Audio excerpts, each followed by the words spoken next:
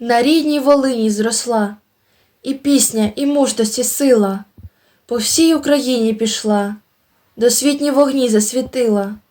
Русалкою вийшла з лугів, а лицарем стала у зброї і нищила всіх ворогів словами епохи нової. Відважно крізь терни йшла, народ підіймала до бою, і зірка провідна вела знедолених всіх за собою.